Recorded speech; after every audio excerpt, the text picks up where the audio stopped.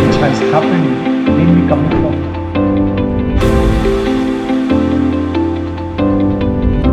Good. Hardeep, thank you very much for being here today. I want to start by asking you to introduce yourself. You are a lawyer here in Delhi. You have a large practice, really focused on real estate. Can you give us a bit more of background, please? Thank you, Gustavo. It's pleasure meeting you, and it's pleasure to be part of this interview here. I'm Hardeep Sachdeva. I'm a senior partner at AZB Partners. I am part of the firm from last 30 years.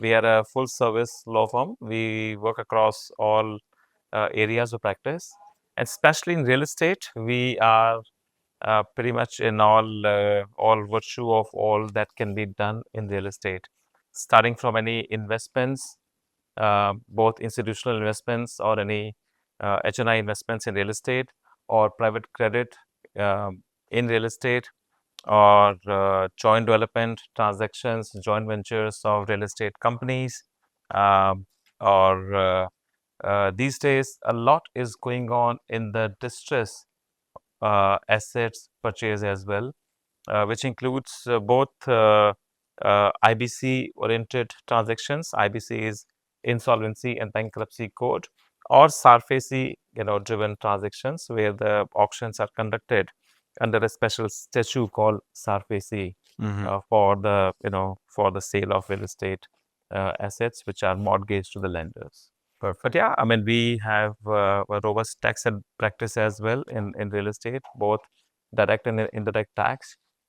We do a lot of corporate M&A work in real estate. That again goes across all asset class, could be residential, industrial, warehousing, data centers, could be commercial, retail, anything else. A lot of our audience are now at home or in their office watching this from different countries, maybe not from India. And they probably ask me when I go to meet them, where are the best opportunities in the real estate market in India? From what you have been observing from other investors that you deal with on a daily basis, can you tell us, is this best opportunities related with a specific real estate asset? Is it location driven or it's just opportunistic? Oh, that's a $1 billion question, if not $1 billion question.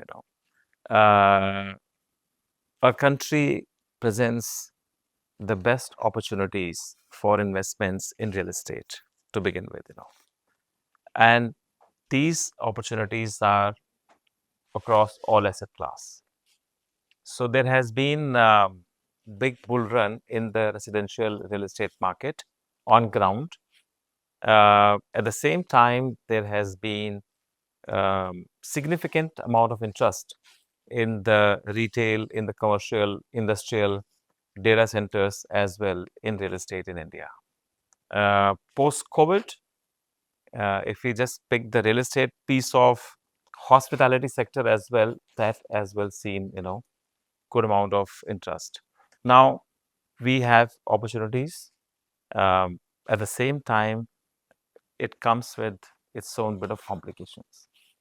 Complications both on account of how these assets are held by the buyers or by the sellers or by the owners of these assets, how the government licenses and permits needs to be in place relevant for what one wants to do, and what are the foreign investment regulations to bring in money into these assets.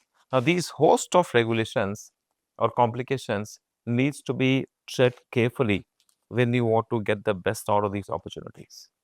Interesting. And what are the usual mistakes you see happening in the country here? Not just coming from foreign investors, but domestic players as well. You probably have seen so many different situations that you have to intervene and help them to fix. What's the most common mistake you see in the real estate market happening here in India? Real estate is a long term game. When one wants to make a speculative investment on a short term to medium term basis, that's where I see a big mismatch between what the asset can give you and what you want to get out of it. And therefore, you will not be able to get the best out of it. That's one part of it, which is your expectations as to what you should be getting from your investment here. Second, as I mentioned, we have host of complexities in how these assets are held up by the owners, complexities in the multiplicities of the approvals and permits required to construct or operate any asset. Unless we understand these complex situation on the ownership and the permits, we will not be able to get the best out of it. Therefore, you need specialists in a country to understand both to make the right investment. Final question. Looking back in the last 10, 20 years, a lot of things have changed in the real estate scenario here in India. What are the main changes that you think that have taken place that makes you feel positive about the future of the real estate sector in India? Yeah, that's a very good question. I think there are two things. One is that there are these new set of laws that came into force.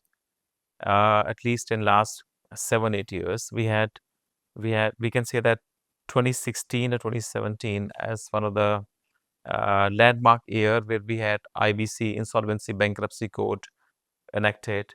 In the same year, we also had RERA, Real Estate Regulatory Authority Act, enacted here. I mean, these two statutes brought lots of discipline amongst the stakeholders of real estate, especially RERA, which brought in the discipline amongst the real estate developers, IBC, which brought in the discipline amongst the borrowers, or again the developers, to deliver the commitment back to their to home buyers or the unit owners in real estate sector. And then huge amount of deregulation efforts made by the government, whereby they have reduced, or they are making good efforts to reduce the number of approvals and licenses that may be required, or getting clarity that may be required for investments or owning of asset here. Now, we made huge progress, but in my view, it's work in progress. There's I see. long way to go from here. Not there yet. We will take some more time to be there. Perfect. It takes time. It takes time. Yes, I mean, it's the whole country is work in progress in my view. Perfect. Hardeep, thank you very much. Pleasure speaking to you. Thank you very much. Which has happened mainly coming from Good.